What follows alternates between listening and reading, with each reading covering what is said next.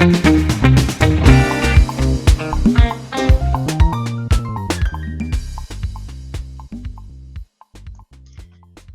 je crois qu'il est 16 heures. Je propose de commencer.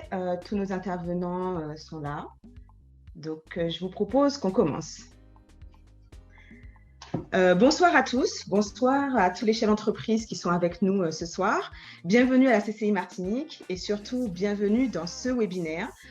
Vous l'avez compris, la CCI Martinique se mobilise pour vous aider, pour vous informer sur les nombreux dispositifs qui ont été mis en place pour essayer de traverser cette crise inédite, cette crise sanitaire qui affecte toutes les entreprises. Celles qui sont concernées par les fermetures administratives et celles qui ne sont pas concernées sont également impactées. Et la CCI est à votre disposition pour vous permettre de vous informer, d'avoir accès à ces informations sur ces dispositifs.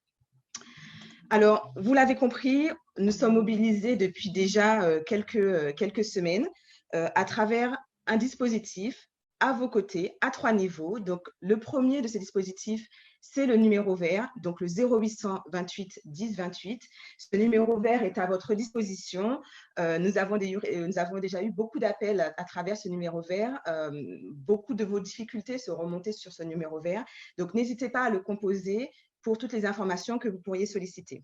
Et puis, deuxième niveau de cet appui de la CCI Martinique, c'est le réseau de conseillers qui est à votre disposition, qui s'attache d'ailleurs à vous contacter, puisque nous faisons des opérations de phoning pour appeler les chefs d'entreprise et un petit peu évaluer leur niveau de difficulté. Donc, ce réseau de conseillers est également à votre disposition pour essayer de répondre à vos différentes interrogations. Et puis enfin, la CCI est aussi à votre côté à travers un relais de communication, à travers le site internet de la CCI Martinique, à travers les réseaux sociaux, mais également à travers les webinaires comme celui-ci. Donc, nous en avons déjà fait un certain nombre. Et voilà, et ces webinaires sont à votre disposition aussi pour vous permettre non seulement d'avoir accès à l'information, mais aussi et surtout poser des questions à nos intervenants experts qui sont là à chaque fois durant nos webinaires. Et je profite de l'occasion, encore une fois, pour les remercier.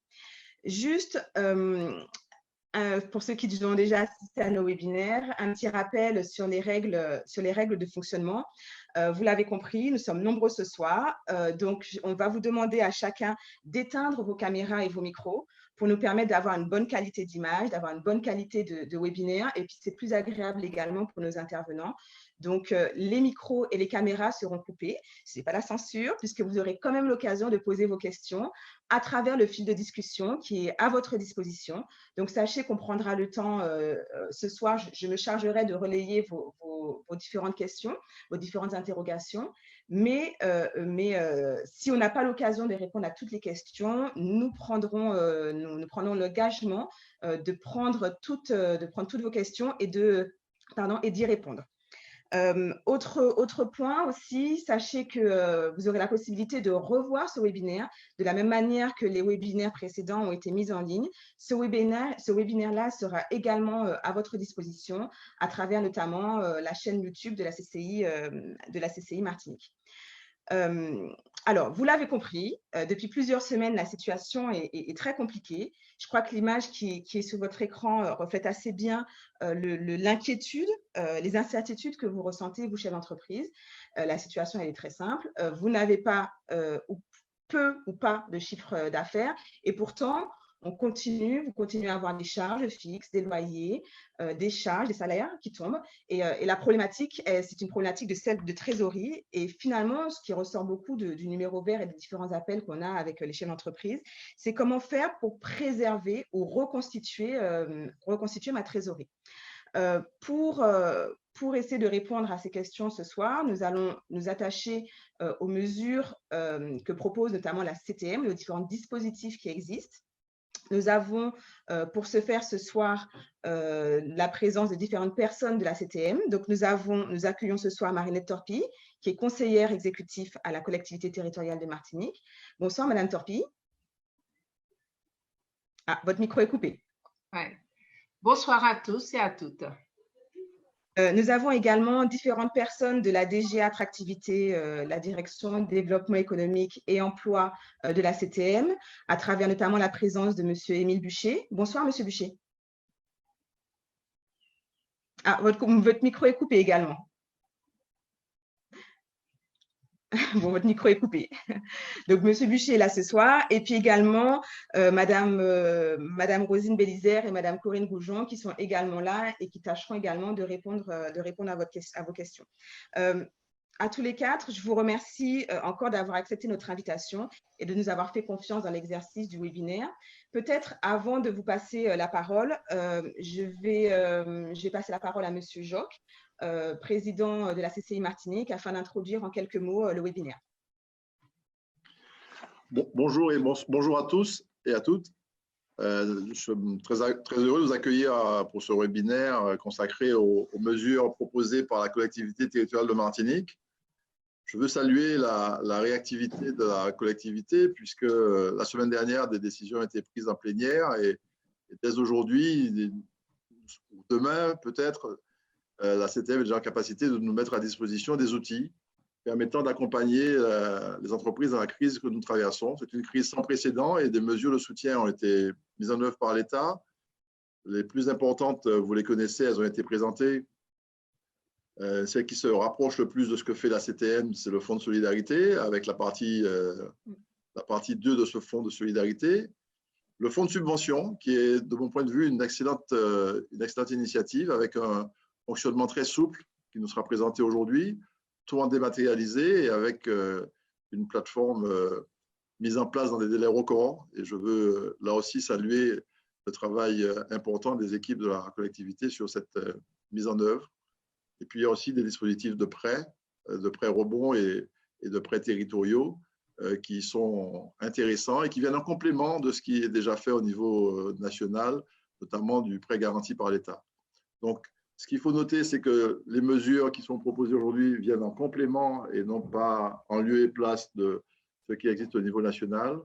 Qu'il y a une volonté, je crois, de tous d'accompagner les entreprises dans ce moment extrêmement difficile que nous traversons et une volonté de faire vite, puisqu'il faut que les sommes arrivent assez vite sur vos comptes pour vous permettre de passer ce cap extrêmement difficile.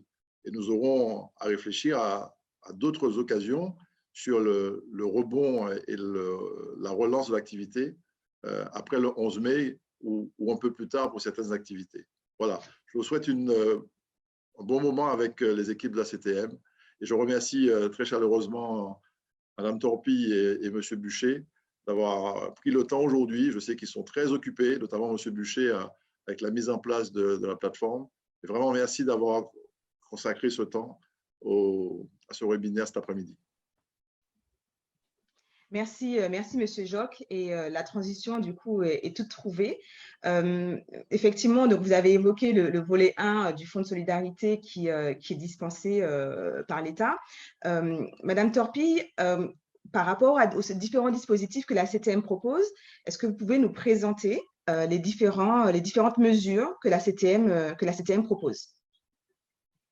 Oui, merci. Et puis, c'est vrai, je tiens quand même aussi, comme le président Joc, à remercier je dirais toute la direction de l'entreprise de la CTM qui s'est vraiment mobilisée pour qu'on puisse travailler aujourd'hui, répondre un peu tant que de besoin, donc, mais avec nos moyens de répondre aux besoins qui impactent aujourd'hui les entreprises. Donc, comme vous l'aviez dit, effectivement, cette crise sans précédent que nous vivons est un cataclysme pour certains et il faut que nous arrivons à faire en sorte que nous survivons à ce cataclysme. Donc, la collectivité territoriale de Martinique intervient pour renforcer ou pour compléter l'aide de l'État afin de soutenir et d'accompagner un maximum de structures dont l'activité n'est plus assurée. Nous avons repéré deux phases, c'est-à-dire donc une phase d'urgence. C'est donc là où il faut effectivement être réactif dans les 3 mois qui viennent, donc avec des versements de subventions, de fonds. Et puis une phase de reprise, ce n'est pas encore la phase de relance, mais la phase de reprise avec des mesures plus opérationnelles, nous allons voir, qui sont du type de prêt.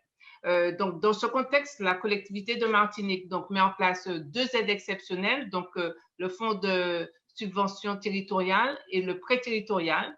Et sinon, elle participe au financement du fonds de solidarité de l'État nous allons voir dans le volet 2, et elle génère aussi le produit prêt-rebond de BPI. Alors, si on peut passer donc à la slide suivante, donc le fonds de solidarité, donc je n'en parle pas en détail, vous aviez déjà fait un webinaire dessus. Simplement dire que donc on a eu donc le volet 1 qui donne l'aide forfaitaire de 1 500 €, qui est déjà, je dirais, opérationnel. Donc certaines entreprises font déjà appel à ce fonds. Et le volet 2, c'est un volet 2 donc, qui est instruit par la CTM, mais c'est un volet 2 qui est, je dirais, généré par l'État, mais l'instruction est faite par la CTM. Et depuis hier, ce volet 2 est opérationnel, donc sur le site de la CTM. Et il ne fonctionne qu'à certaines conditions, notamment l'une des conditions, il faut que le prêt de trésorerie, où je vais juste dire 2 mots à la fin de cette présentation, que le prêt de trésorerie, le prêt garanti par l'État, dans le cas où il est refusé, à ce moment-là, l'entreprise peut demander l'aide qui est accordée sur le volet 2. Donc, on passe à la slide suivante pour aller surtout sur les aides de la CTM. Donc, nous avons là 20 millions d'euros qui sont mobilisés aujourd'hui pour le fonds de subvention territoriale. Donc, ce fonds de subvention territoriale, il est à destination des TPE et des PME, ayant naturellement leur siège social en Martinique, ayant un chiffre d'affaires inférieur à 2 millions d'euros. Donc, on est un peu plus large que le fonds de l'État, le fonds de solidarité, qui prévoit un chiffre d'affaires inférieur à 1 million d'euros. Nous sommes placés à 2 millions d'euros pour ouvrir le spectre donc, des entreprises éligibles. Une entreprise donc, qui a son activité a commencé de façon effective au moins il y a 6 mois. Et les entreprises qui sont vraiment en difficulté réelle de trésorerie, donc, et qui ont un chiffre d'affaires, qui ont une perte de chiffre d'affaires de 30% au moins. Donc, de là, nous avons deux grands cas de figure. Si l'entreprise est en arrêt total, si on peut revoir le slide. Oui, je ne sais pas, excusez-moi, il y a un petit souci. Oui. Hop, c'est bon? Autant pour moi. Non, ça va venir. D'accord, c'est bien. Si l'entreprise est en arrêt total, donc nous avons l'indemnité qui est versée. C'est une indemnité qui correspond à 30% de la perte de recettes, enfin la perte du chiffre d'affaires sur la période de référence, et ou 1 000 € par emploi à temps plein maintenu. Cette aide, donc en cas d'arrêt, elle est plafonnée, en cas d'arrêt total, elle est plafonnée à 10 000 €. Si l'entreprise a moins d'un an, toujours en cas d'arrêt total, nous avons une aide forfaitaire de 1 500 € ou 10% de la perte du chiffre d'affaires de mars par rapport à la moyenne des 3 derniers mois qui précèdent l'épidémie. Cette aide est plafonnée à 1 500 €. Si l'entreprise connaît un ralentissement d'activité, donc n'a pas une activité totalement fermée, nous avons le même système d'indemnisation, sauf que là, le plafond de l'aide est de 5 000 €. 5 000 € au lieu de 10 000 €. Donc là, nous sommes sur le fonds de subvention. Donc, ce fonds de subvention aujourd'hui, il est pratiquement, c'est-à-dire le mode opératoire et l'accès pour l'actionner est pratiquement terminé. Au niveau de la collectivité, nous avons créé une plateforme. Et cette plateforme, donc, qui sera opérationnelle, je pense, d'ici lundi. On fait les derniers essais. Là, on est en train de faire les derniers tests, donc, qui devraient être opérationnels d'ici lundi. Cette plateforme permet donc, le principe c'est quoi? C'est que les entreprises vont elles-mêmes entrer, donc faire la demande de subvention. Donc, comme on a dit et comme l'a dit le président de la Chambre, toute la chaîne est dématérialisée. Donc, les personnes vont elles-mêmes entrer donc leur demande et dans leur demande, elles devront préciser l'entité qui suivra le dossier, c'est-à-dire l'entité, nous sommes sur donc soit les consulaires, c'est-à-dire chambre de commerce, chambre des métiers, chambre d'agriculture, ou bien on peut avoir les satellites de la CTM qui sont liés à l'accompagnement de l'entreprise. Donc, nous avons Martinique Développement et le comité martiniquais du tourisme, ou bien les experts comptables. Donc, ces entités seront là pour suivre le dossier des demandeurs.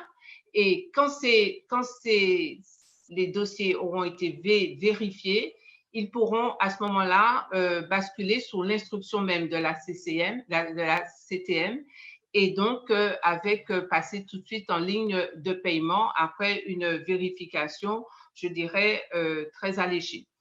Toute la procédure devra se faire dans un temps record, puisque le but, c'est que, je dirais, dans les 3 mois maximum, même pas, s'il n'y a pas de problème en moins de 3 mois, pour que l'entreprise ait la subvention qui correspond à son cas.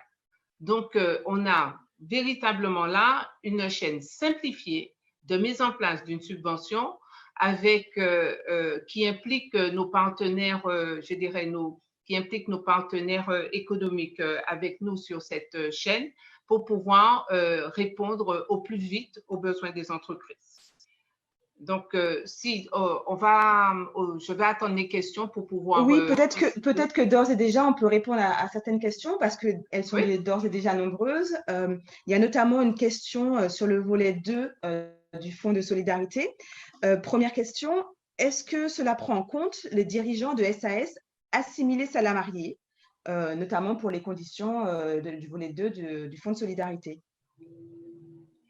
Que ce soit le volet 1 ou le volet 2, l'indemnité qui est versée à l'entreprise. Alors, c'est pour ça que je n'ai pas bien compris pourquoi il parle de dirigeants d'SS.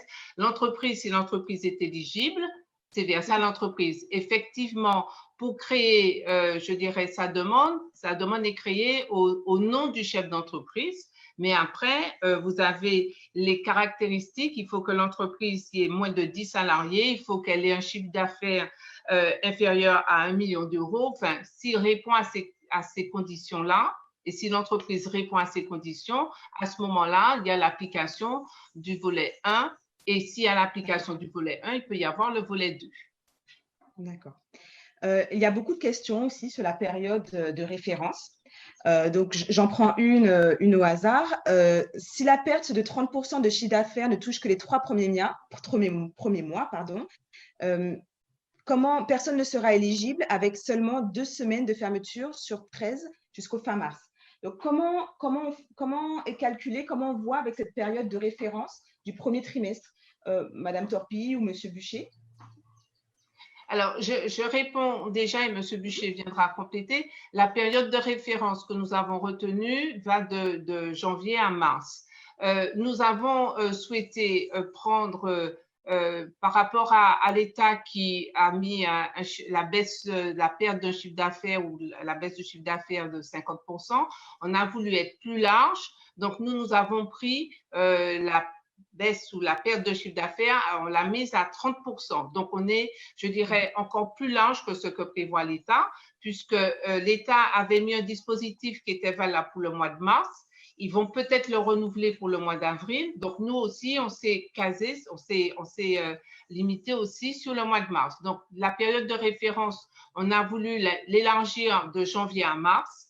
Et ce qui fait que les 30%, je peux vous dire que quand on dit on ne sera jamais éligible, pas du tout. Il y a déjà quand même pas mal d'entreprises qui rentrent dans ce cadre-là. Donc, par rapport à l'année d'avant, donc on compare les 2 premiers trimestres de l'année entre le premier trimestre de 2019 et le trimestre de 2020. 2010, d'accord, parfait. Monsieur Bûcher, vous voulez rajouter quelque chose? Oui. Je pense que tout a été dit, Madame Torpille. Nous avons retenu 3 mois, donc 3 mois de janvier à février, de janvier à mars, pardon.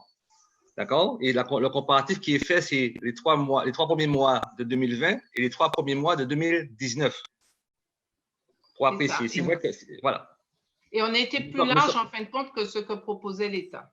Alors, les estimations que nous faisons nous permettent effectivement de dire qu'on va pouvoir toucher davantage d'entreprises, en fait.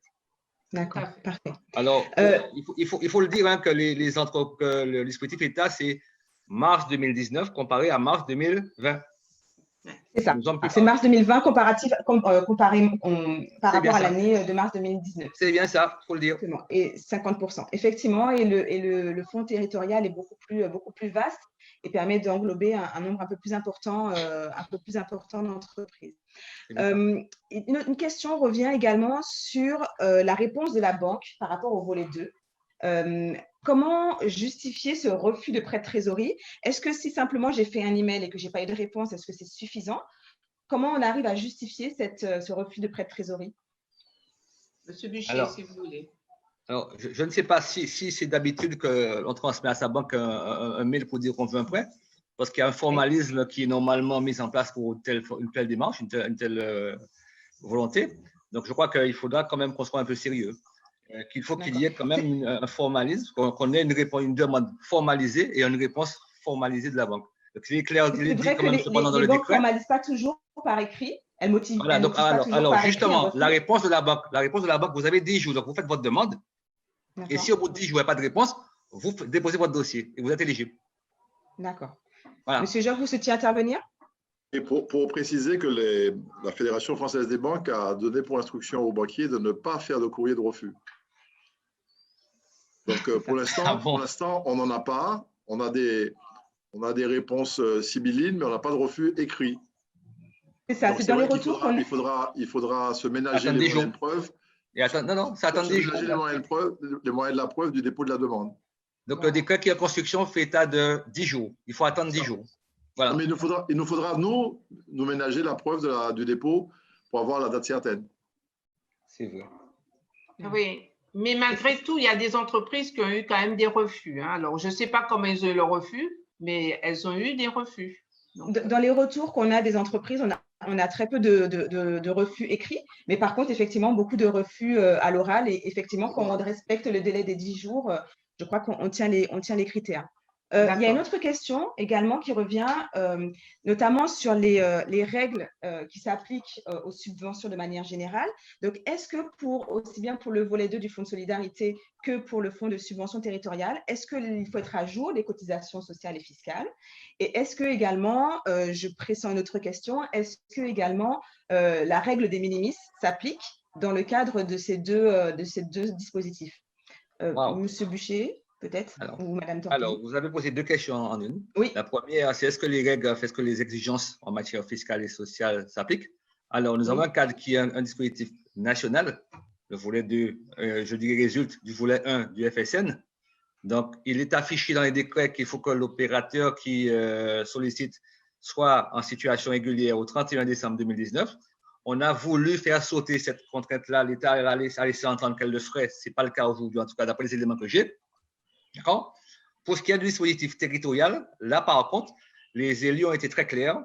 Il n'était pas pour nous question de subordonner l'octroi de l'intervention à une régularité fiscale et sociale de l'opérateur, de l'entreprise. Ça, c'est la première question scindée en deux. La deuxième que vous posez, est-ce que nous sommes dans de minimis? C'est le choix que nous avons fait. De minimis qui nous permet aujourd'hui d'être très large. Et nous avons aussi des éléments d'amélioration, d'assouplissement, je dirais, de la Commission européenne sur les régimes d'aide. D'accord, parfait. Répondu, ça va? C'est parfait. Parfait. La réponse était très complète. D'autres questions, et j'invite encore une fois les internautes et les chefs d'entreprise qui nous suivent à poser leurs questions, leurs interrogations. Nous avons la chance d'avoir des intervenants experts sur le sujet. Ils sont à votre disposition pour répondre à vos questions. Donc, n'hésitez pas à le faire sur le fil de discussion. Je prends une autre question.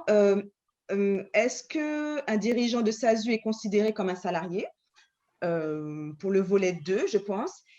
Je pose la question, je ne sais pas qui va répondre. Alors, est-ce que ce dirigeant de SASU a été aidé au titre du volet 1? Je crois que c'est la bonne réponse à la question. Monsieur, si vous pouvez répondre à cette question, je crois qu'il répond oui. D'accord. S'il a bénéficié, est-ce qu'il y a un contrat de travail liant l'entreprise à cette personne? Parce que nous connaissons le statut du gérant, de l'actionnaire unique de la SASU. Oui, il précise que oui. Parce que la question est liée à ça, en fait. Hein. Ne perdons pas de vue que nous sommes dans un cadre qui est pensé par je dirais entre guillemets, des agents de l'État et qui n'ont de cesse que de serrer au maximum. Donc, il est clair qu'il faudra qu'il y ait justificatif probable de contrat de travail. Et sur cette base-là, dès lors que dans l'effectif de l'entreprise, il est fait état d'un emploi salarié, à mon sens, il n'y a pas de difficulté là-dessus. D'accord.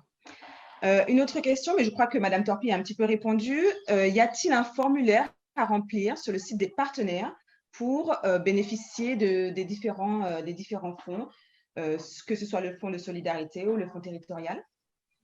Vous avez un petit peu déjà répondu tout à l'heure, Mme Torpille. Je laisse M. Bûcher s'il veut peut-être préciser la démarche que nous avons entamée. Alors, pour ce qui est du volet 2, c'est vrai que les collectivités, l'ensemble des régions se sont prononcées pour pouvoir gérer ce volet 2. Nous avons une plateforme reliée à la préfecture et à la DGFIP qui nous permet déjà, de recevoir le flux des bénéficiaires du volet 1, puisque pour bénéficier du volet 2, il faut avoir bénéficié du volet 1. Donc, ça, c'est le premier volet. Là-dessus, nous aurons potentiellement, je dirais, le public qui serait impacté, qui serait concerné, au travers de cette plateforme. Et puis, pour gérer le dispositif territorial, il y a un portail. Mme Torpille en a parlé tout à l'heure. Il y a un portail, puisqu'il n'y aura pas de dossier papier. Tout est dématérialisé et les demandes parviendront directement à la collectivité. Donc, les opérateurs auront la possibilité de saisir directement leur dossier ou en passant par un relais, lequel relais a été repris par Mme Torpille tout à l'heure. Seulement, il y aura une phase obligatoire de validation. C'est comme un quitus qui sera donné par un mandataire qui sera choisi par l'opérateur. Et ce mandataire, je dirais, se portera en quelque sorte garant de la complétude du dossier, puisqu'il n'est pas question à cette période-là de recevoir des dossiers qui seront incomplets. Vous comprenez que, étant tenu par des délais, il fallait s'assurer. Donc, un dossier très simple, très souple dans son contenu, très léger, mais une exigence de probité. Et on passe la voie au travers des chambres consulaires, des relais que nous avons retenus. C'est ça, c'est tout à fait ça. Et le dossier, donc, on ne sera pas compliqué dans le dossier, mais je dirais le peu de pièces que nous allons demander doivent être fournies parce que c'est le minimum pour qu'on puisse quand même avoir une évaluation de la perte de l'entreprise pour pouvoir l'indemniser. Donc, c'est pour ça que nous allons là-dessus. Un dossier ne pourra être transmis, enfin validé au service d'instruction de la CTM que s'il est complet. Et que s'il est validé surtout par, je dirais, un mandataire. Donc, ce qui est important, c'est qu'il faut, et c'est vrai que nous avons une diversité d'entreprises sur ce territoire. Nous avons des petites, très petites qui n'ont peut-être pas les moyens d'avoir les justificatifs. Donc là, nous sommes aussi en discussion avec les relais, mais il est peu probable qu'on arrive à s'inscrire dans une démarche de validation d'un dossier sans qu'on ait de données sur l'effectivité, disons ça comme ça, de la perte rencontrée par l'entreprise. Donc, c'est vrai qu'aujourd'hui, le cas de l'agriculture, le cas de la pêche sont souvent cités. Donc, on a entendu cela. Mais nous ne pouvons pas, je l'ai dit ce matin lors d'une réunion que j'avais avec les mandataires, eh bien, c'est vrai qu'on fera l'effort parce que c'est une volonté politique, l'effort d'entendre, essayer de recevoir un peu de tout, mais on ne pourra pas léser ceux qui font l'effort de s'inscrire dans une transparence en termes, je dirais, d'activité, parce que simplement d'autres auraient choisi de ne pas forcément s'y inscrire. Tout à fait. Il y a beaucoup de questions sur le portail. Tout à l'heure, Mme Torpille, vous avez évoqué qu'il sera disponible la semaine prochaine. Est-ce que vous confirmez? Il y a beaucoup d'internautes qui posent la question, mais Pour l'instant, on ne peut pas encore communiquer sur cette adresse? Alors, Monsieur Bûcher. nous avons été très vite. Nous travaillons là-dessus, d'arrache-pied d'ailleurs. Donc, en gros, ceux qui ont pu fêter les fêtes de Pâques, bonne chance. Enfin, je suis un peu de ça, mais en tout cas, on a consacré en fait ce week-end à travailler là-dessus. C'est pour la bonne cause, j'entends. Aujourd'hui, on fait tout ce que nous pouvons pour que les éléments soient en ligne rapidement. Donc, on a commencé par le portail, parce que derrière le portail, il y a tout le travail. Donc, on essaie de faire en sorte que pour la semaine prochaine, Mme Top était un peu précise en disant lundi. En tout cas, j'espère que mes collègues l'ont entendu. Et la semaine prochaine. Okay. On s'efforce de faire en sorte que la semaine prochaine, qu'il y ait au moins la possibilité offerte aux opérateurs de déposer leur dossier via les mandataires. Donc, il y a un travail qu'on doit faire, qu'on doit continuer, finaliser avec les mandataires. Et je crois que les chefs d'entreprise ici présents comprennent tous que la situation est inédite. Les solutions que vous proposez sont inédites et les processus aussi le sont et prennent du temps. Et vous avez fait tout ça dans un délai qui est quand même assez court. Donc, il y a une question sur les notions de chiffre d'affaires. Est-ce qu'on est sur du chiffre d'affaires encaissé ou du chiffre d'affaires facturé? Ah, ça c'est une bonne question. C'est une vraie question. Ça c'est une bonne question. Vous voyez, quand je discutais avec mes collègues sur le volet FSN, et je disais justement que les entreprises sont accompagnées sur un possible chiffre d'affaires, puisque le chiffre d'affaires qui est inscrit dans ces comptes n'est pas forcément un chiffre d'affaires encaissé. Tout à fait. D'accord? Donc, ce qui importe, en tout cas à nos yeux, c'est que ce soit le chiffre d'affaires dans la notion, je dirais, un peu comptable du terme. Ouais. Donc, pas forcément ce qui a été encaissé, mais ce qui est censé avoir été réalisé. Nous savons très bien, cependant, qu'il y a un décalage important qui peut amplifier la situation d'entreprise. Parce que, par exemple, au mois de mars, il est fort probable qu'une entreprise ait un chiffre d'affaires en augmentation, d'accord, sans pour cela avoir une recette en augmentation. Tout à fait. C'est simplement le fait qu'il se retrouve avec des clients qui, comme lui, étaient impactés par le Covid. Et ça aussi, on y fait attention, on y tient compte. D'accord. Une autre question, tout à l'heure, vous avez évoqué, je crois que c'est vous, Madame Torpille, vous avez évoqué le fait que le Fonds de solidarité État va certainement être renouvelé pour avril 2020. Est-ce que ce sera le cas aussi pour le Fonds de solidarité volet 2 CTM? Alors, effectivement, c'est en discussion, puisque là, au niveau de la collectivité, on a validé le produit qu'aujourd'hui nous présentons, donc qui va à la période de référence du premier trimestre. Si nous renouvelons notre produit pour le mois d'avril, on devra le repasser en plénière. Effectivement, on a voulu coller au dispositif de l'État. Donc, c'est pour ça que nous avons pris la période de référence qui ressemble à celle de l'État. Donc, c'était une indemnisation pour mars.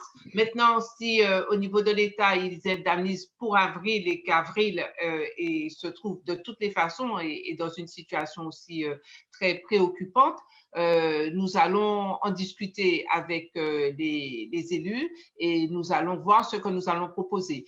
Sur le principe, je ne peux dire ni non ni oui, puisque nous devons valider nos décisions et donc ça se valide d'abord proposition du conseil exécutif, puis validation de la plénière. Donc, mais c'est des choses sur lesquelles nous discutons. Alors, si je peux vous autoriser un commentaire là-dessus, justement. Oui, bien sûr. J'ai envie de dire à mes compatriotes, concitoyens, chefs d'entreprise, mobilisons-nous sur ce que nous avons aujourd'hui. Voyons aujourd'hui et ce que nous pouvons faire réellement. Demain, c'est déjà notre jour. Donc, nous ne savons pas si demain on sera là. Donc, mobilisons-nous pour que, justement, qu'on soit en capacité d'être là demain. Donc, parce que si on passe trop à demain, on risque d'oublier aujourd'hui. Et du coup, tout ce qu'on met en place pour essayer de faire en sorte de sauvegarder l'essentiel, eh bien, ça risque de tomber en néant. Donc, c'est un peu le regard que j'ai. Faisons l'effort de mettre en œuvre dans les meilleurs délais ce que nous avons, FSN, fonds de prêt, dispositifs de subvention, les outils qui soient à notre disposition. Essayons de faire ça. Et même si nous pensons déjà à demain, essayons de faire en sorte de s'assurer que ce que nous avons déjà est bien utilisé. Voilà. C'est juste mon regard sur la chose. Tout à fait. Toujours pour aller dans le même sens que M. Bûcher, c'est que si on avait tenu compte d'avril, il faut que le mois d'avril se termine pour que le chef d'entreprise dise quelle est sa perte en avril. C'est-à-dire qu'on n'aurait pas été du tout opérationnel pour avril. Donc, faisons, et c'est exactement ce que dit M. Bûcher, faisons mois par mois, avançons déjà, ce qui est pris n'est plus à prendre. Donc, nous sommes là, mars vient de se terminer, mobilisons-nous pour pouvoir indemniser ce que nous indemnisons sur mars. Et quand avril va se terminer, nous sommes déjà en train de réfléchir, mais nous allons voir ce que nous allons faire pour avril. D'accord. Nous avons également des questions via le Facebook Live. Donc, nous avons une question sur les entreprises, les jeunes entreprises, et notamment celles de moins de 6 mois. Qu'en est-il pour ces entreprises-là qui sont dans des cas bien spécifiques? Alors allez-y, M. Bûcher, allez-y. Non, les 6 mois, je crois qu'il y a… On parle du volet 2 ou on parle du dispositif territorial? Bien sûr, on va commencer par le volet 2. Alors, il me semble qu'il y a quelques restrictions pour le volet 2. Il faut avoir au moins 6 mois, il me semble-t-il. Je n'ai pas tout à fait les éléments en tête, mais il me semble qu'il y a des contraintes de lier. Donc, c'est très clair dans le décret. Donc, en gros, on ne pourra pas… D'ailleurs, c'est ce qui va faciliter l'instruction, c'est que on pourra paramétrer facilement. Donc, pour ce qui est par contre du volet du dispositif territorial, donc on est amené à veiller que l'entreprise ne soit pas… l'entreprise qui a moins de 12 mois, normalement, est tout à fait éligible. Mais il faut qu'elle ait au moins 6 mois d'activité. On parle d'activité. D'accord. Pas de déclaration. D'activité. C'est ça. Parfait. Une dernière question, et puis peut-être qu'on va prendre le fil aussi, on va continuer le fil et puis continuer à poser les autres questions. Pour les entreprises qui sont en procédure collective, en redressement judiciaire, qui sont en phase de sortie du redressement judiciaire, est-ce qu'elles sont elles aussi éligibles à ces 2 fonds? Alors, à ma connaissance, non, malheureusement. Et même nous avons discuté aussi sur le prêt d'honneur. Donc, ce n'est pas du tout une volonté territoriale. Il faut bien comprendre ça. Nous avons des restrictions qui sont liées au cadre des interventions en faveur des entreprises. D'accord? Donc, ce sont des points, ce sont des questions qui nous sont posées. On y travaille avec les collaborateurs. Mais a priori, une entreprise qui serait en procédure collective ne marcherait pas au dispositif. D'ailleurs, ne marche pas au dispositif mis en place par l'État non plus. D'accord. Et c'est affirmé dans le décret qui doit sortir en plus. Tout à fait, tout à fait, tout à fait. Juste avant de continuer, est-ce que M. Bûcher, vous pourriez rappeler les mandataires qui sont désignés par rapport à la plateforme? Alors, il n'y a pas de mandataire désigné. D'accord. On a essayé en fait de nous appuyer sur le tissu d'accompagnement des entreprises. Donc, légitimement, il y a les chambres consulaires qui sont là. Et comme l'a dit Mme Torpille, vous avez des organismes qui sont naturellement portés pour l'accompagnement des entreprises. Donc, en gros, elle a cité tout à l'heure, vous avez les satellites de la collectivité, le CMT Martinique Développement. Mais vous avez à côté de cela aussi, et il y a tout un débat là-dessus au moment où nous parlons.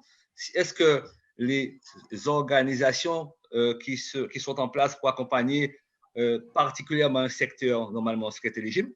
La chose n'est pas tranchée, sauf que nous avons, en sus de ce petit monde-là qui accompagne l'entreprise, nous avons les experts comptables qui ont tout de suite dit d'accord pour nous accompagner en tenant compte, je dirais, des contraintes particulières, des profils particuliers des entreprises, en disant que dans certains cas, on fera l'effort de modération des coûts, d'apport des coûts de tel dossier, puisque j'ai bien dit tout à l'heure qu'on demandera à avoir des éléments probants. Et le seul opérateur aujourd'hui en capacité de donner des éléments probants sur les comptes d'entreprise, me semble-t-il, c'est l'expert comptable. D'accord, parfait. Je vous propose juste une dernière question, puis après on va continuer, puis même s'il faut qu'on revienne sur les autres questions, on reviendra dessus. Est-ce qu'il y a une date butoir pour les demandes? Il y a eu aussi tout à l'heure une question autour d'un adage, entre guillemets, les premiers arrivés seront les premiers servis. Est-ce que vous confirmez ça ou est-ce qu'on est vraiment sur une date butoir? Alors, si vous m'autorisez, donc je pense toujours le parallèle entre ce qui est fait au niveau du Fonds de solidarité nationale, le volet 2. C'était normalement à la fin de ce mois, ça a été reporté dans le projet de décret que j'ai au 15 mai prochain, c'est ça. Et pour ce qui est de dispositifs de subvention, c'est au 31 mai. D'accord? Et puis le dispositif de prêt est là jusqu'à la fin de l'année. D'accord. Et là, il est important qu'on insiste là-dessus. Hein. Donc, nous sommes dans une réactivité. On est là, on agit dans l'immédiateté. Donc, il est clair que si la situation se dégrade, si la situation s'envenime, on sera amené à adapter, à revoir, à reconsidérer. Hein. Je pense qu'on n'est pas dans une position statique, figée, et on est bien obligé de tenir compte d'un fait, c'est qu'il y a une situation qui évolue, dans des entreprises, la situation se dégrade, et on ne pourra pas rester inactif, en fait. Donc, mais c'est ce que je dis, mobilisons-nous pour faire en sorte d'éviter que cette situation de dégradation se développe. Est-ce qu'il y a un distinguo en termes de statut, les entreprises individuelles, les micro-entreprises? Est-ce que même les associations qui fonctionnent, certaines fonctionnent comme des entreprises? Je pense notamment aux associations des services à la personne. Est-ce qu'elles aussi sont éligibles à ces dispositifs? Alors, vous parlez de quoi? Vous parlez, là encore, pour ça, il est important de préciser à chaque fois. De préciser, vous avez raison. Dans les deux cas, je crois que pour le fonds de solidarité, c'est très clair parce que les entreprises qui sont sur le volet 2 du fonds de solidarité, il faut qu'elles soient éligibles au volet 1. Donc, je crois que le champ est déjà très clair. Mais pour le fonds de subvention territoriale?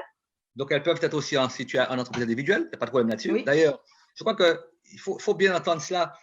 Il n'y a pas de ségrégation, en fait, au niveau des formes juridiques. En tout cas, au niveau de la collectivité. On a bien compris que nous avons une culture qui est assez particulière en matière d'entrepreneuriat, mais les entreprises individuelles, ce serait une erreur que de les exclure. Cela dit, il faut par contre, dans certains cas, on parle du volet de subvention, on peut intervenir pour une entreprise si cette dernière a constaté des pertes comparativement au chiffre d'affaires sur les années, d'accord? Tout dépend de son état, si c'est 10%. Donc, qu'il soit seul ou accompagné d'un salarié, il aura droit à ça, à ce montant-là, ou 30 ou 10. D'accord? Et on pourra y adjoindre un complément qui sera fonction des emplois, en fait. Et c'est 1 000 € par emploi. D'accord. D'accord? Donc, on va commencer par calculer la perte et on va compléter au besoin par des aides à l'emploi. Parce que la préoccupation de la collectivité aussi, c'est de faire en sorte que les emplois demeurent. D'accord. Tout à fait. Juste une définition un peu générique qu'on peut dire pour dire que toutes les entreprises sous toute forme sont retenues. Nous avons donc toute personne morale ou physique de droit privé qui exerce une activité économique. Donc, à ce moment-là, je dirais, du moment que vous prouvez que vous êtes dans une activité économique, que vous avez la forme que vous avez et qu'il y a donc une perte de chiffre d'affaires, à ce moment-là, vous êtes éligible au fonds de subvention et aussi vous êtes éligible sur le fonds de solidarité. D'accord. Et merci, c'est très clair. Je crois qu'il y a beaucoup de questions. Je vois notamment des questions sur les services à la personne. Ça répond très clairement à la question. Juste parce que tout à l'heure, Monsieur Buchet et Madame Torpille, vous-même, vous avez évoqué les aides à l'emploi, les subventions. Qu'en est-il des autres subventions? Est-ce qu'elles courent toujours? Je pense notamment aux aides à l'emploi que vous avez évoquées. On peut aussi penser aux aides entreprises en difficulté. Est-ce que ces subventions-là continuent de courir? Est-ce qu'elles seront accessibles par la plateforme ou on peut imaginer que ce système de plateforme perdure? Donc, qu'en est-il par rapport à ces subventions-là? Du régime classique, si je puis exprimer comme ça. Oui, alors les subventions classiques sont toujours, elles sont de toutes les façons, comme vous dites, elles courent toujours, elles sont toujours valables. Et donc, sauf aujourd'hui, nous n'acceptons pas de dossier physique puisqu'il n'y a pas d'accueil au public au niveau de la CTM. Mais malgré tout, si vous déposez, vous pouvez envoyer le dossier par mail à l'adresse mail du service. Et donc, les dossiers seront étudiés comme ils étaient étudiés avant le Covid. Donc, enfin, Monsieur Bûcher pourra le préciser, mais nous avons toujours nos différentes, je dirais, aides classiques. La preuve en est que ce matin, j'avais un conseil exécutif et ce matin, lors du conseil exécutif, nous avons validé des dossiers d'aide classiques à ce conseil exécutif. Donc, la CTM poursuit notamment sous la direction de l'attractivité et moi sous l'aide aux entreprises et de l'emploi. On poursuit toujours nos demandes, enfin, on poursuit le travail que nous faisons sur les demandes de subventions. D'accord, parfait. Merci. Je demande aux internautes de continuer à poser les questions, même si c'est toujours sur le fonds de subvention territoriale et le fonds de solidarité. Je vous propose qu'on continue, Madame Torpille, notamment sur les autres mesures que vous avez commencé à évoquer tout à l'heure. Notamment, tout à l'heure, vous avez évoqué ces mesures de phase de reprise. Je pense que le prêt territorial fait partie de ces mesures. Tout à fait. Donc, le prêt territorial, comme dit son nom, c'est un prêt que nous mettons donc que nous allons mettre à disposition des entreprises. Ce prêt territorial, vous me l'avez affiché, oui, le voici. Oui. Donc, les TPE, les PME, donc ayant un siège social en Martinique, qui ont une activité qui date d'au moins de 6 mois et qui ont une difficulté réelle de trésorerie. Donc, ces prêts, ça correspond à couvrir les besoins en trésorerie et les besoins en investissement, des investissements liés au COVID-19. Donc, besoin donc, du BFR et de l'investissement. Et de ce montant, nous couvrons 50% donc, du besoin. Et il y a un bonus de 10%, donc on couvrira à ce moment-là 60% du besoin si nous avons affaire à une entreprise frappée de fermeture totale sur ordre administratif. Sinon, c'est le système donc, de prêt à taux zéro sur 7 ans avec un différé de remboursement d'1 an. Le prêt sera plafonné, le montant maximum emprunté sera de 60 000 € par entreprise. Ces prêts seront instruits par Initiative Martinique Active, donc un des satellites de la CTM. Et Initiative Martinique Active avait déjà dans son process des procédures totalement dématérialisées. Donc, pour ceux qui l'ont déjà eu à le pratiquer ou ils verront, donc la demande se fait en ligne et donc tout va se passer de façon dématérialisée. Et là, par contre, la différence par rapport aux autres prêts que nous avons l'habitude à Initiative Martinique Active de traiter, nous devons aller bien plus vite puisque là, ce prêt pourrait être demandé jusqu'au 31 décembre 2020. On pense que nous aurons un certain nombre de demandes, donc nous allons traiter. On est en train de se mobiliser pour pouvoir, si nous avons des comités d'acceptation de prêts tous les 15 jours, s'il faut en mettre toutes les semaines, nous allons mettre toutes les semaines. Là où je veux rassurer les entreprises, c'est que très tôt, nous allons très vite donner notre accord ou pas sur le prêt et avec un versement aussi rapide du prêt qui pourra être versé par une ou deux tranches, en une ou deux fois. Et donc, voici, on est là sur un prêt territorial qui avait un peu ressemblé pour certains, ceux qui avaient peut-être eu à recourir à ça, au prêt suite à la crise de 2009. Il y avait eu un prêt du même type qui avait été mis en place. Oui, chose aussi très, très importante, il n'a pas besoin, pour pouvoir être fait, il n'a pas besoin d'être adossé à un prêt bancaire. Donc, et c'est un prêt qui est fait à l'entreprise.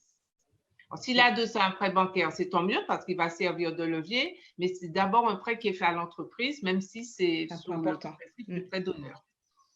D'accord. OK. Sur le prêt rebond BPI, on peut en dire quelques mots également? Alors, oui, je dirais quelques mots sur le prêt rebond BPI. Alors, ce prêt rebond, c'est BPI qui le met en place. Et pour le mettre en place, il faut que la région concernée, puisque BPI, c'est une banque nationale, que la région concernée, je dirais, mise déjà au fonds. Et à ce moment-là, BPI rajoute, met en place un fonds qui est 2,65%, de 2,65 fois ce que la région a versé. Pour pouvoir être clair, si vous versez 1 million, ils mettent en place un prêt de 2,65 millions. La collectivité a décidé de mettre 2 millions sur le prêt rebond. Donc, la BPI va nous mettre en place un prêt rebond de 5,3 millions. Donc, c'est un prêt qui est adressé aux PME dans le sens communautaire, donc petites et moyennes entreprises. C'est un prêt, donc tout secteur d'activité confondu, sauf celles qui sont habituellement exclues, comme les sociétés financières de promotion immobilière. Enfin bon, c'est classique. Alors, c'est un montant de prêt qui devra être, qui sera au maximum égal au fonds propre de l'emprunteur. Alors, c'est là où c'est un peu, je dirais, pénalisant pour nous, notamment en Martinique, parce que les fonds propres des entreprises, comme je l'ai dit la dernière fois, ne sont pas de montant important. Pour la plupart des entreprises, elles ont des fonds propres, elles ont déjà peu de fonds propres ou des fois des fonds propres négatifs. Alors, ça exclut un certain nombre d'entreprises. Il faut savoir qu'au niveau au niveau de la direction de M. Buchet, on est déjà en train de discuter avec BPI pour voir qu'est-ce qu'on entend par fonds propres, si on ne peut pas élargir au compte associé, enfin bon, voir si on ne peut pas élargir un peu la notion de fonds propres, ne pas la prendre au sens très, très strict du terme. Et sinon, c'est un prêt sur 7 ans avec un différé de 2 ans. Donc, et aucune garantie n'est exigée pour ce prêt. Donc, voici, c'est un prêt, je dirais, même s'il est dans un premier temps limité, parce que je pense que le fait qu'il soit lié au fonds propre, il sera limité, il n'aura pas l'impact que l'on souhaiterait, mais malgré tout, c'est un des outils que l'État nous permet de mettre en place lors de cette crise. On ne pouvait pas se permettre de ne pas le mettre en place. Donc, c'est pour ça que la CTM met ces 2 millions sur la table pour que la BPI mette en place ce prêt de 5,3 millions pour pouvoir donner cette possibilité de produit aux entreprises. D'accord, parfait. Et pour le PGE, on en a déjà parlé un peu ici même durant le premier webinaire, mais c'est intéressant de revenir sur ce prêt garanti État. Je rappelle quand même le principe du PGE, puisque c'est dans le cas où vous n'avez pas le prêt garanti par l'État que vous allez à ce moment-là actionner le volet 2 du fonds de solidarité. C'est pour ça que j'ai tenu à le mettre quand même dans notre présentation. Ce prêt garanti par l'État, donc c'est le prêt que vous fait votre banque. Donc, vous allez voir la banque, effectivement, vous avez des besoins en fonds de roulement, vous avez des besoins de trésorerie parce que vous avez connu donc ces difficultés du mois de mars. Donc, c'est votre banque qui vous connaît, donc vous êtes client de votre banque qui est, je dirais, la plus à même à vous mettre en place donc ce prêt qui est garanti par l'État.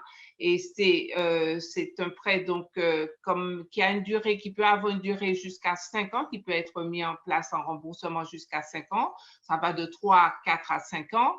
Ce prêt peut avoir un différé d'1 an d'amortissement, enfin de remboursement. Donc, et en plus de cette garantie, le prêt peut être aussi réalisé en plusieurs tranches, puisque son maximum est de 25% du chiffre d'affaires de 2019. Si on n'a pas 2019 encore, on peut faire le chiffre d'affaires, on peut prendre le chiffre d'affaires de 2018, mais c'est 25% maximum que vous pouvez mobiliser, donc du chiffre d'affaires. Et mais vous n'êtes pas obligé de mobiliser la totalité. Vous pouvez décider de prendre par tranche, de demander d'abord. Mais le maximum que vous pouvez avoir dans ce type de prêt, ce sera donc 25% du chiffre d'affaires de 2019.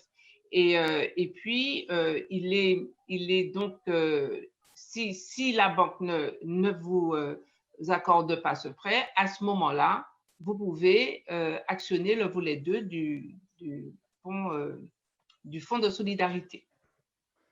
Et donc, oui, vous la transition. Il est garanti à 90%, mais il y a un délai de carence de 2 mois. C'est ça aussi qui pose problème.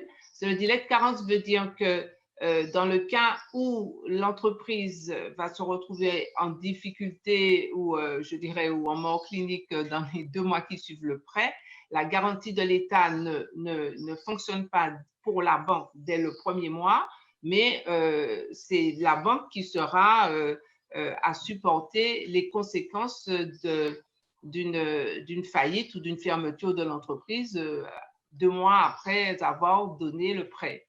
Donc, il faut que… C'est pour ça que les banques sont des fois un peu frileuses. C'est que les 2 premiers mois, je dirais, elles travaillent avec leur propre argent. C'est-à-dire que si toutefois la banque, si toutefois l'entreprise ferme au bout de 2 mois, ben, la banque en sera pour ses fonds propres. C'est vraiment le cas de le dire. Alors que après 2 mois, ben, c'est la garantie de l'État. Si toutefois il y a une difficulté, l'État donc vient garantir. Donc au niveau des banques, l'État vient supporter les éventuelles pertes si l'entreprise est en difficulté, mais après 2 mois. D'accord. Par rapport à la cumulabilité de tous ces dispositifs, fonds territorial, fonds de solidarité, le prêt territorial, le prêt territorial, le prêt rebond, qu'en est-il par rapport à ça? Est-ce que ces dispositifs sont cumulables? Ils sont cumulables. Ils sont cumulables, mais il faut savoir quand même, c'est quand même une entreprise qui fait des prêts, donc elle a une capacité d'emprunt. Il faut savoir que quand on fait un prêt, on vous demande quels sont vos autres engagements, est-ce que vous n'avez pas d'autres prêts? Donc là, c'est cumulable, oui, mais à condition d'avoir la capacité de pouvoir rembourser les prêts. Donc, si vous voulez, dans les dispositifs, il n'y a pas de mesures, enfin de critères disant que l'un n'est pas cumulable avec l'autre. Mais après, vous devez rembourser, donc c'est votre comptabilité, votre capacité financière qui va limiter votre possibilité ou pas d'aller sur un produit ou un autre. D'accord. Pour le prêt territorial, il y a 2 questions qui sont posées. Première question, est-ce que la demande pour le prêt territorial pourra se faire en ligne? Et quels sont les justificatifs qui sont redemandés dans le cadre du prêt territorial? Alors, pour la demande en ligne, je crois que vous avez un peu répondu tout à l'heure avec la plateforme d'IEMA, mais peut-être que vous pouvez repréciser, et surtout sur les justificatifs et peut-être le contenu du dossier, parce qu'on comprend que ce sera un business plan, mais est-ce qu'il sera allégé dans le cadre de la crise du Covid?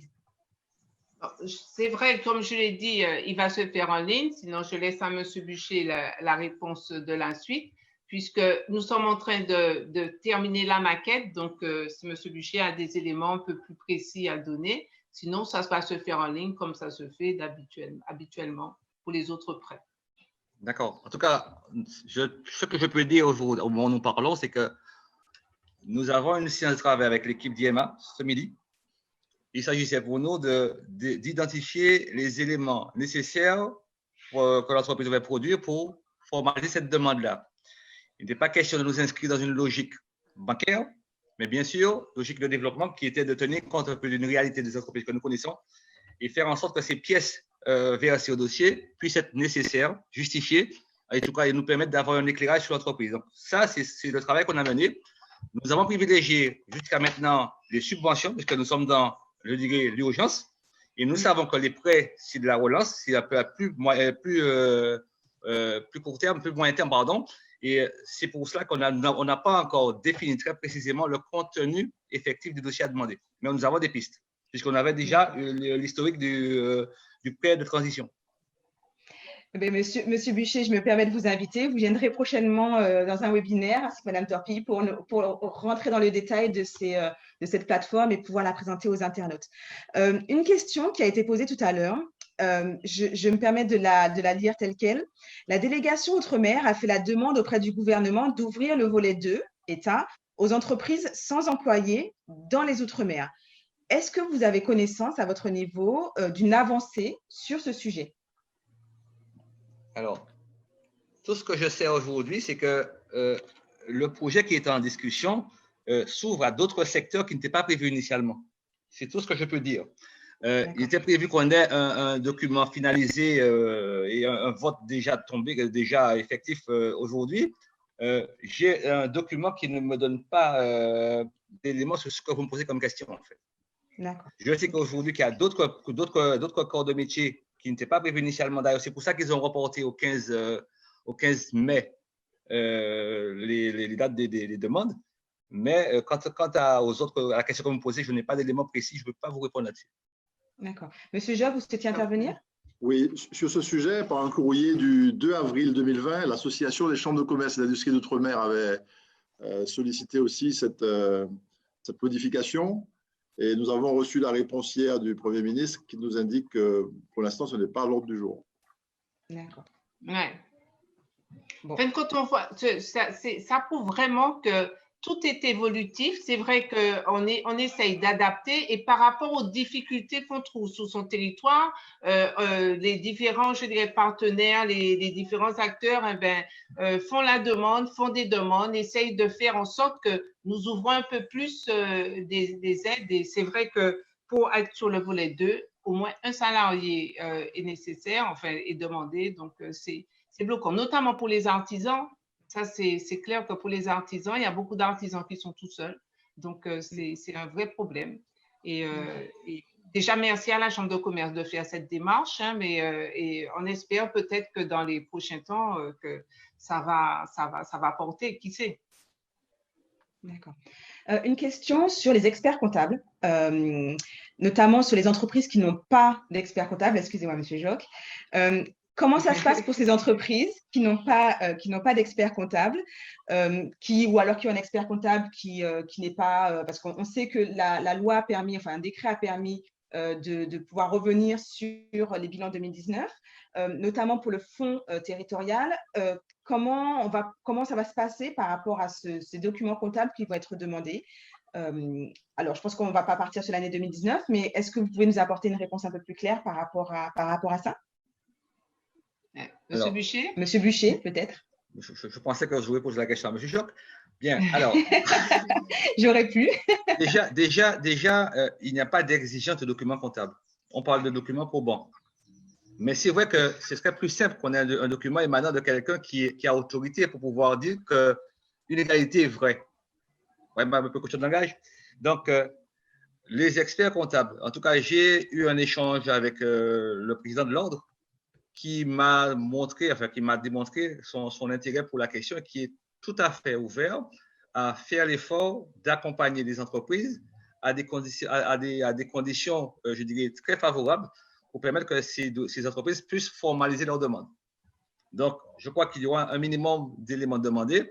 Je répète que ce qu'il nous faut comme information, en tout cas, c'est élément probant que l'entreprise a effectivement perdu du chiffre comparativement aux deux trimestres des années considérées, qu'il y a des emplois. Donc, pour qu'il y ait d'emplois, ça suppose qu'il y a des salaires distribués et que l'entreprise satisfait à la condition, je dirais, d'entrée de l'aide qu'elle a réalisé un chiffre d'affaires en 2018 de moins de 2 millions. Donc, vous comprenez bien que ce ne sont pas des éléments très complexes, très lourds qui sont demandés aux experts comptables. Et j'étais agréablement surpris, pas tant que ça, qu'on ait sans retenue une adhésion du président de l'ordre qui m'a dit défendre cette position-là auprès de ses membres. D'accord, parfait. Juste, Mme Dupont, là où je veux souligner, parce que comme on a beaucoup d'entreprises qui nous écoutent, souvent on dit, on a mené vraiment un combat au niveau de marketing développement pour dire aux entreprises, il faut avoir au moins une comptabilité tenue par un professionnel. On a mis en place un système qui permet de le faire et on a des experts comptables qui suivent les entreprises à des coûts qui sont vraiment, je dirais, très abordables. Et la preuve, c'est que quand une entreprise a un expert comptable, quand une entreprise a une comptabilité tenue, Dans le cas de, par exemple, là, de notre fonds de subvention, du moment qu'on a l'attestation de l'expert comptable qui dit cette entreprise qui déclare, il confirme que l'entreprise a perdu tant de chiffre d'affaires et a donc a quantifié le montant pour tel montant, ce seul papier remplace toutes sortes d'éléments que l'entreprise peut nous porter pour nous prouver sa perte de chiffre d'affaires et le montant qu'elle a perdu. Simplement un papier par son expert comptable. Et je dis là, pour nous, le dossier, il sera complet et il sera traité en 2 temps, 3 quarts, quoi. Je dis, on va pas perdre de temps sur ça. Et c'est encore, et chaque fois je dis aux entreprises, c'est quand vous êtes dans une difficulté, que vous allez voir qu'il faut avoir une comptabilité tenue par un expert comptable. Et nous, c'est notre credo à Martinique Développement pour faire que les entreprises puissent arriver à avoir ce réflexe-là. Parce qu'on fait sa comptabilité comme ça un petit peu. C'est vrai qu'on a on le connaît chez nous, beaucoup de comptables marrons. Mais enfin, bref, le problème aujourd'hui, c'est qu'il faut prouver votre perte. Il faut prouver la baisse du chiffre d'affaires. Et ça va emmener des papiers, des discussions. Voilà, chacun a compris qu'en fait, que c'est l'élément déterminant en fait de l'intervention. Hein. Donc, mis à part le seuil de 2 millions, la porte d'entrée, c'est véritablement apporter la preuve que nous avons perdu. Donc, c'est vrai que certains voudraient que sous la foi de l'attestation sur l'honneur, mais vous savez que ce n'est pas toujours aisé, facile à prendre en compte. D'accord. Une question sur les salariés qui sont en titre emploi service entreprise. Est-ce qu'ils sont pris en compte, notamment pour le fonds territorial? On parle de TP, d'équivalent temps plein. Donc là, je dis aussi que ne perdons pas de vue la préoccupation que la collectivité a, c'est l'emploi. C'est vrai qu'on va essayer de discriminer par rapport au statut, par rapport aux formes de contrat, à la forme du contrat. Ce qui importe, en fait, c'est qu'on puisse attester que l'entreprise dispose de ce qu'on appelle d'emplois, des ETP, des équivalents temps plein. Et on va calculer le montant de l'intervention, lié à l'emploi en tout cas, au travers de ces éléments-là. Et c'est pour cela que je dirais là encore que le document de l'expert est important. Si l'expert me dit dans son attestation qu'il y a 3 ETP, 2 ETP, je tiens compte de ça. Je n'ai pas à aller chercher la fiche de paie, la déclaration sécu. Voilà, c'est aussi ça. Et je répète encore qu'on essaie d'être très souple. Il n'y a pas raison pour nous d'être suspicieux, mais on souhaiterait quand même qu'on soit un tant soit peu dans une démarche, je dirais, de rigueur, parce que nous gérons avant toute chose les fonds publics. D'accord, parfait. Une autre question sur le prêt rebond BPI. Est-ce qu'il faut être à jour des cotisations sociales et fiscales, que ce soit, c'est valable pour le prêt rebond BPI, mais également le prêt territorial? Et est-ce que ces demandes, pour le prêt rebond BPI, se fait également en ligne? Je crois que ça se fait, vous avez un peu répondu à cette question, Madame Torpille, ça se fait sur la plateforme de la BPI, mais est-ce que vous pouvez repréciser? Alors, pour l'instant, je ne sais pas si M. Bûcher a eu plus d'informations que moi, mais au niveau de Mme Papalia, je n'ai pas eu toutes ces informations concernant, je dirais, la mise en œuvre. Donc, je pense que de toutes les façons, ça se fera en ligne. Hein. Il n'y a pas aujourd'hui je dirais, de dispositif qui se fait avec un accueil public. Donc, ça se fera en ligne. Et maintenant, il n'y a pas eu de critères d'être à jour d'être à jour de ces charges fiscales et sociales. Mais comme tout prêt, naturellement, on regarde votre situation. Donc, on va regarder votre endettement. Donc, on va regarder si vous êtes à jour. Je dis, ce n'est pas un critère qui est excluant, mais c'est un critère d'appréciation. D'accord, parfait.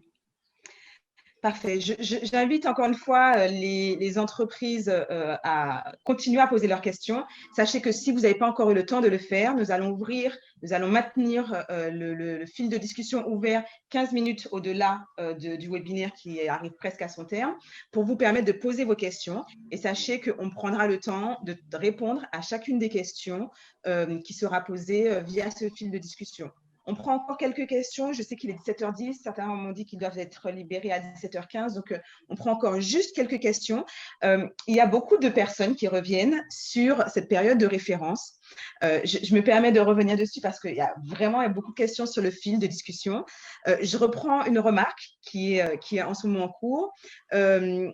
Prenons uniquement le mois de mars 2020 par rapport à mars 2019 et non les mois qui précèdent, qui n'ont rien à voir avec la situation COVID-19. Alors, c'est vrai que beaucoup de questions sur cette période de référence. Pourquoi? Alors, vous avez déjà répondu sur cette période d'avril, qui n'est pas encore terminée, qu'on ne pourrait pas tenir en compte. Il y a aussi beaucoup de questions qui reviennent par rapport à ça, notamment par rapport au secteur touristique.